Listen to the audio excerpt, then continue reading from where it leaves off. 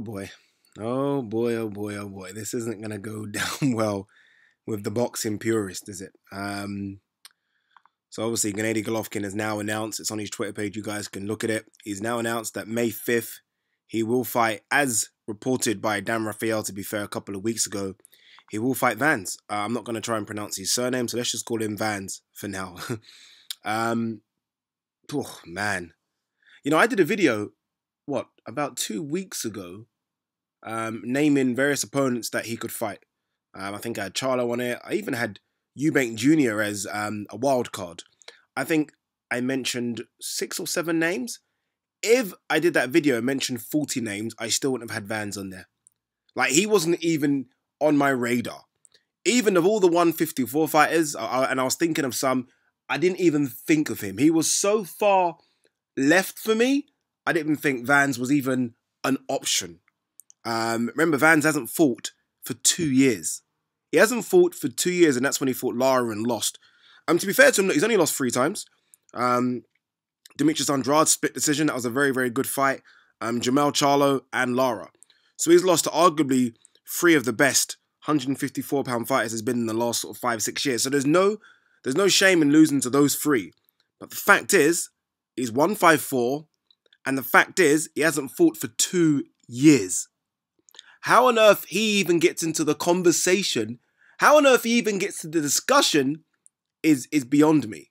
I'm a huge Gennady Golovkin fan, but I mean, this one doesn't look good at all. This does not look good at all. Now, Tom Loffer and Abel Sanchez are going to try and milk this one up and say, look, well, you know, we offered this out to numerous opponents. No, you didn't. You offered it to Spike O'Sullivan. That's the only opponent you offered it to, and it was too late and the money was too short. But at least pick a 160 guy. I mean, at least pick a 160. And for Golovkin, he's going to be stripped of his IBF. He's 110% going to be stripped of his IBF title. And is it worth it? I mean, is it worth it? I mean, his IBF mandatory is Derevyachenko, who's promoted by Lou DiBella. And Lou DiBella has been going crazy, saying that if he doesn't fight him, he's going to be stripped. And I think the IBF are going to strip him. So the idea of him one day being the undisputed 160-pound champion is now dead in the water. You know, what I don't understand is the rush to fight. Look, he's been in the camp. I understand that. He wants to fight, but why not delay it until July?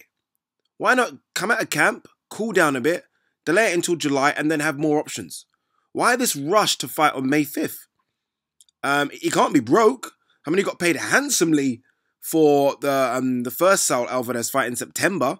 What did he get paid? $25 million? So it's not like, you know, he's one of these up-and-coming fighters who, if a fight gets cancelled, they're struggling because they have to pay for sparring partners and all that shit. He's not in that situation. There's been guys campaigning for this fight, this opportunity to fight Gennady Golovkin, like Demetrius Andrade, and I get that he's southpaw, but you got Charlo, you got Daniel Jacobs that was asking about it initially.